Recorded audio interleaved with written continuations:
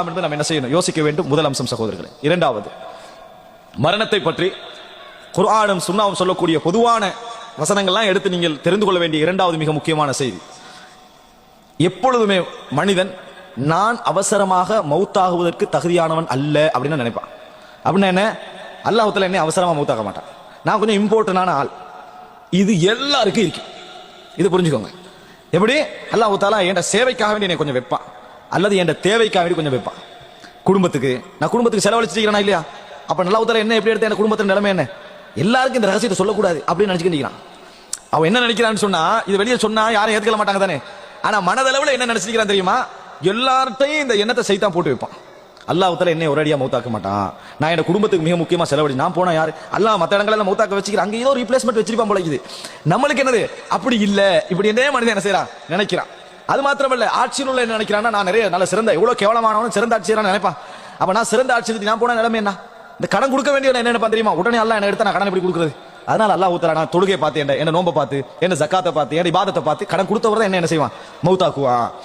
இது ஒவ்வொரு மனிதன். இன்னும் சிலர் எப்படி நினைக்கிறாங்கன்னா, நான் பெரிய இந்த சமுதாயத்துக்கு மிக முக்கியமான தர்மவாளியாக இருக்கிறேன், சமூகத்துக்கு வழிகாட்டியாக இருக்கிறேன், அல்லாஹ் தஆலா என்ன கொஞ்சம் எடுக்க மாட்டான், கொஞ்சம் ஒரு 10 வருஷமாவது என்ன செய்வான், அல்லாஹ் தஆலா என்ன கொஞ்சம் சேவை செய்ய வச்சுட்டு தான் அல்லாஹ் தஆலா மௌத்தாக்குவான். மறந்துடுறாங்க. சஅத் இப்னு முஆத் மரணித்தார்கள், பெரிய பெரிய முஸ்அப் இப்னு உமைர் மரணித்தார்கள், நபிமார்கள் கொல்லப்பட்டார்கள், நபிமார்கள் நாடு கடத்தப்பட்டார்கள், சிறையில் அடைக்கப்பட்டார்கள், தாபீன்கள் கொல்லப்பட்டார்கள், உமர் இப்னு கத்தாப் முஸல்லாவில் கொல்லப்பட்டார்கள், அலி ரலியல்லாஹு பள்ளிக்கு வருகின்ற பொழுது கொல்லப்பட்டார்கள். மறந்துடுவாங்க. அவர்களை விடவா நம்ம முக்கியம் இந்த சமுதாயத்துக்கு, அவர்களை விடவா நம்ம முக்கியம் கேட்கிறேன். ரசூல் ஸல்லல்லாஹு அலைஹி வஸல்லம் மதீனாவுக்கு போகிற நேரத்தில் சஅத் இப்னு முஆதை விட ஒரு முக்கியமான நபர் இருப்பாரா? சஅத் இப்னு முஆத் ரசூலுல்லாஹ்வோட மடியில கண்ணீர் வடித்துக் கொண்டு மரணிக்கலையா ரசூல் ஸல்லல்லாஹு அலைஹி வஸல்லம்? நினைச்சு பாருங்க. ஆனா மனசு என்ன சொல்லும் தெரியுமா, நம்ம முக்கியம், நம்ம மிக முக்கியம், நம்ம அப்படியெல்லாம் என்ன செய்ய மாட்டோம், அவசரமா மரணிக்க மாட்டோம் அப்படின்னு நினைக்கிறான். மரணிச்சவங்க எல்லாரும் அப்படி நினைச்சவங்க தான், மரணிச்சவங்க எல்லாரும் நினைச்சவங்க தான், மிஞ்சிக்கிறோம் நம்ம, இவ்வளவுதான். நம்மளும் அதே கேட்டகரிக்குள்ள வருவோம். இது இரண்டாவது. அன்புள்ள சகோதரர்களே, சைத்தான் என்ன செய்வான் சொன்னால், சர்வசாதாரணமாக நேரம் என்று வருகிற நேரத்தில், நல்லது என்று வருகிற நேரத்தில், எப்படி தூக்கத்துக்கு என்ன சொல்லுவான், அலைக்கலைலும் தவீல் ஃபர்குத், உனக்கு நீண்ட நேரம் டைம் இருக்குது, தூங்குது, 5 நிமிஷம் தான் இகாமத்துக்கே இருக்கும். ஆனா சைத்தான் என்ன சொல்லுவான், இந்த 5 நிமிஷத்துக்குள்ளேயே நம்ம கொஞ்சம் ஆழமா தூங்கிடலாம், இந்த 5 நிமிடத்துக்குள் நம்ம கொஞ்சம் ஆழமாக தூங்கி விடலாம் அப்படின்னு தான் சைத்தான் என்ன செய்வான் சொல்லுவான். நியாயமாவும் நம்மளுக்கு படும் அந்த நேரத்தில், அலைக்கலைலும் தவீல் ஃபர்குத். இதுதான் சைத்தானுடைய விஷயம். எந்த ஒரு விஷயத்தை செய்ய போவதாக இருந்தாலும் கொஞ்சம் டைம் இருக்குது அப்படின்ற மனோநிலையை தருவதில் ஒரு இன்னொரு வடிவம் தான் இந்த மரணம். மரணம் கண் முன்னால தாய் மரணிப்பான், தந்தை மரணிப்பாங்க, நம்மளே அடக்கிட்டு வந்திருப்போம், குழந்தை மரணிச்சிருக்கும், நாம அடக்கிட்டு வந்திருப்போம், நமது நெருங்கிய நண்பர்கள் மரணித்திருப்பார்கள், நம்ம அடக்கிட்டு வந்திருப்போம், நம்ம உறவுகள் மரணிச்சிருக்கும், நம்ம அடக்கிட்டு வந்திருப்போம், அடக்கியாண்ட ஒரு மன்னன் மரணிக்கிறத பார்த்திருப்போம். ஆனா இதுக்கு மத்தியிலும் நான் மரணிக்க மாட்டேன்னு நினைப்போம்.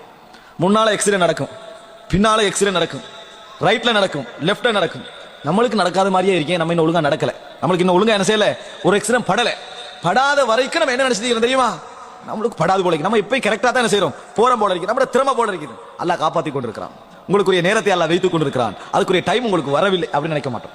வீதியை கடக்கிறோம், எந்த நேரம் நம்ம அசால்ட்டா கடப்போமா, இல்ல பார்த்து பார்த்து கடப்போம்.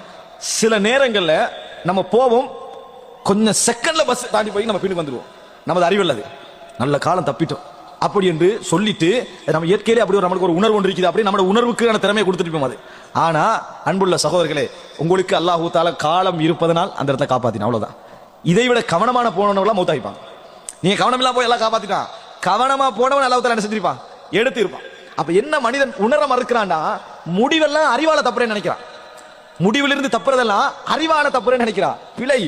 முடிவுக்கும் அறிவுக்கும் சம்பந்தமே கிடையாது, முடிவுக்கும் அறிவுக்கும் சம்பந்தமே கிடையாது.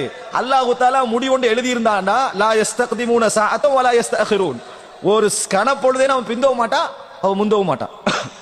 இது அல்லாஹ் தஆலா சொல்லக்கூடிய விதி. அப்படி இருக்கிற நேரத்தில் எப்படி அல்லாஹ் தஆலா இதை செய்வான்? எனவே இரண்டாவது கட்ட நாங்கள் புரிந்து கொள்ள வேண்டும் சகோதரர்களே, மரணம் என்பதை பொறுத்த வரைக்கும் எல்லோருக்கும் அப்படித்தான் சைத்தான் எண்ணத்தை போடுவான். நான் அப்படி இல்லை, அதனாலதான் நம்ம மரணத்தை எங்களை விட்டு தூரமாகவே நினைச்சு கொண்டிருக்கிறோம், தூரமாகவே நினைத்துக் கொண்டிருக்கிறோம். நான் அப்படி இல்லை, எனக்கு அப்படி இல்லை நினைக்கிறோம். அந்த நிமிடம் பார்த்து அந்த உணர்வுக்குள்ளாகிறோம். ஒரு மரண செய்தி, நெருக்கமானவருடைய மரண செய்தி கண்டா, நெருக்கமான ஒரு மரண காட்சி கண்டால் அந்த உணர்வு கிட்ட நெருங்குறோம். நெருங்கினாலும் கொஞ்ச நேரத்தில் செஞ்சுதான் சைத்தான் அதை பெரும் பிரச்சாரம் நம்மளை விட்டு தூரமாக்கி விடுவதை நாங்கள் பார்க்கிறோம். அன்புள்ள சகோதரர்களே, அல்லாஹ்வை பயந்து கொள்ள வேண்டும். ஷைத்தான் எங்களை தாமதிக்க செய்து கொண்டே இருக்கிறான், இறைவனை விட்டு தூரமாக்கி கொண்டே இருக்கிறான். அதனால்தான் ஒரு அறிஞர் சொல்றார், இன்னமா அந்த ஐயாமு, நீ மனுஷன் நினைச்சிடாத, நீ சில காலங்கள் தான், ஐயாம் பீரியட். அதாவது சில நாட்கள் கடந்து விட்டால் உன்னில் சில பகுதிகள் போய்விட்டன என்பது அர்த்தம், உன்னில் சில பகுதிகள் போய்விட்டன என்று அர்த்தம். இப்படி புரிஞ்சுக்கன்னு சொல்றான். காலம் போக போக என்ன அர்த்தம்? நம்ம போய் கொண்டிருக்கிறோம். அன்புள்ள சகோதரர்களே, இரண்டாவது கட்டம் நாம் புரிந்து கொள்ள வேண்டும்.